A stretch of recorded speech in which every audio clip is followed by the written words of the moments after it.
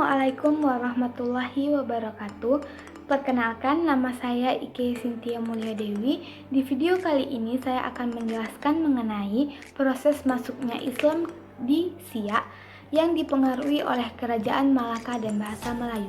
Yang pertama yaitu pengaruh Kerajaan Malaka terhadap masuk dan berkembangnya Islam di Siak.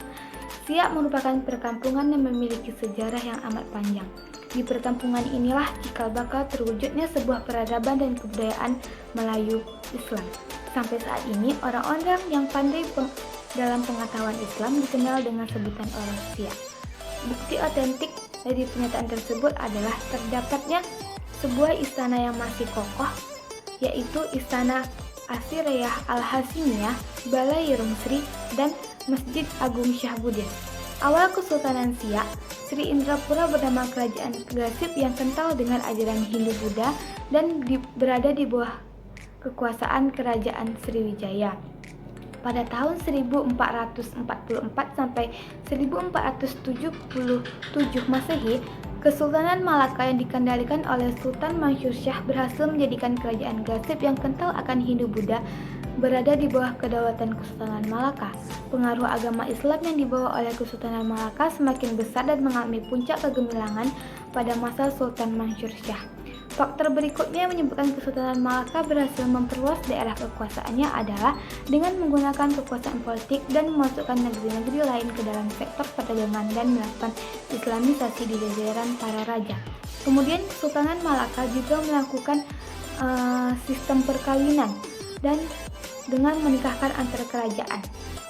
Saat Sultan Mahmud Shah I berkuasa, kerajaan Malaka dipindahkan ke Johor dan memindahkan pusat pemerintahannya ke Bintan karena Malaka diserang dan dikuasai oleh Portugis. Pada saat itu, Kemaharajaan Melayu dikenal Kesultanan Melayu Johor II yang berpusat di Bintan di hulu Sungai Riau. Kemudian dilanjutkan oleh Sultan Abdul Jalil Riayat Shah. Pemerintahannya selanjutnya oleh Sultan Abdul Jalil Rahmat Shah. Sultan Abdul Jalil Rahmat Shah yang dikenal dengan sebutan Raja Kecik merupakan putra dari Sultan Mahmud Shah II dari istrinya yang bernama Cipong. Pernyataan tersebut terdapat dalam buku Kerajaan Siak. Sebelum Raja Kecik lahir, ayahnya sudah terbunuh. Keadaan di istana memanas sehingga ibunda Raja Kecik yaitu Cipong terpaksa keluar dari istana. Dalam pelariannya di istana, Cipong melahirkan seorang anak laki-laki yakni Raja Kecik. Pada akhirnya Raja Kecik tumbuh dewasa dan sangat ingin merebut kembali tahta Kesultanan Johor. Dengan upaya dan semangat yang kuat, akhirnya Raja Kecik mampu merebut kembali mahkota Kerajaan Johor dari Sultan Abdul Jalil Riayat Shah pada tanggal 21 Maret 1718 setelah melakukan pengejaran selama 20 hari. Kemudian, dalam waktu itu pula Raja Kecik dinobatkan sebagai Sultan Johor 12 dengan gelar Sultan Abdul Jalil Rahmat Shah.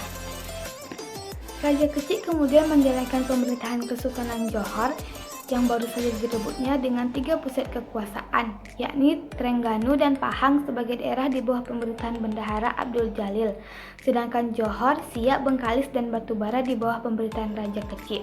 Selain itu juga terdapat wilayah yang dikuasai oleh orang Bugis yaitu Selangor, Kelang, dan Lingga di bawah pemerintahan Daeng Marewah dan Daeng Manompok.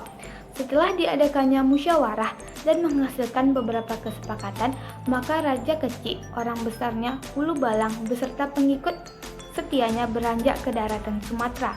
Dalam perjalanan sempat berhenti di sungai karena menurut Raja Kecik tempat ini sangat cocok dan strategis. Kemudian Raja Kecik menentukan daerah Buantan sebagai pusat pemerintahan dan akan mendirikan istana.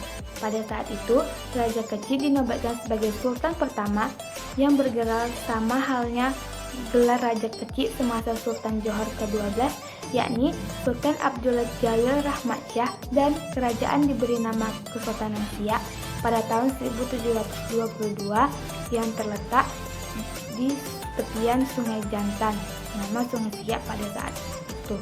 Setelah lengsernya Raja Kecik dari Sultan Johor ke-12, sejak itulah Kesultanan Siak memulai pemerintahan kerajaan hingga berekspansi ke wilayah lain.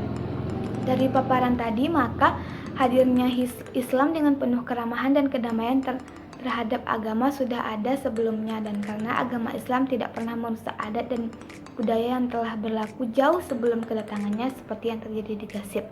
Justru agama Islam memadukan adat dan budaya Hindu-Buddha dengan beberapa unsur yang condong dengan nilai-nilai keislaman. Di antaranya seperti adat upacara adat membakar dupa, adat tepung tawar, dan lain-lain. Berlandaskan itulah agama Islam perlahan mendapatkan respon positif dan berkembang begitu cepat di kalangan masyarakat Ghasyib, meskipun dahulunya kental dengan ajaran Hindu-Buddha. Dan setelah kedatangan Sultan Johor ke-12 yang kita kenal dengan Raja Kecil Siak, maka agama Islam semakin kuat dan berkembang karena Raja Kecil beserta pemerintahannya merupakan penganut agama Islam yang kuat.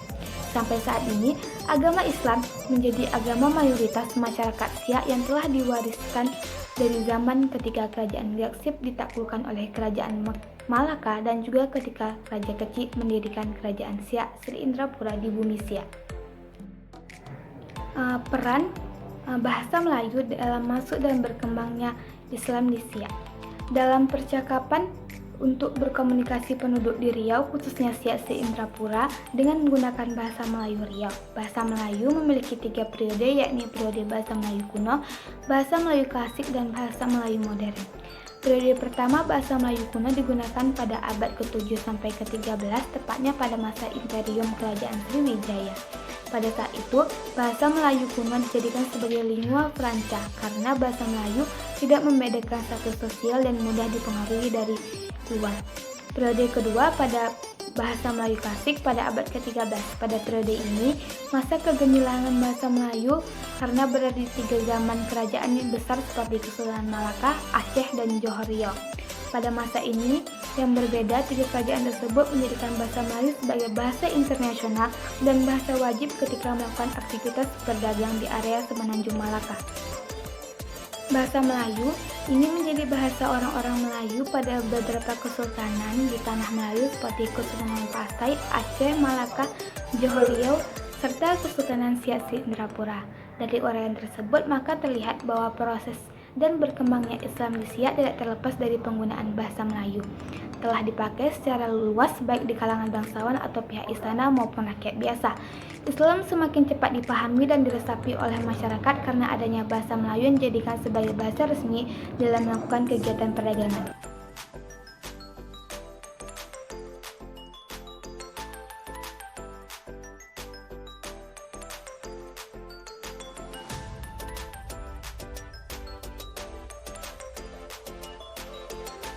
Sudah menyaksikan video dari saya. Mohon maaf apabila ada kesalahan. Wassalamualaikum warahmatullahi wabarakatuh.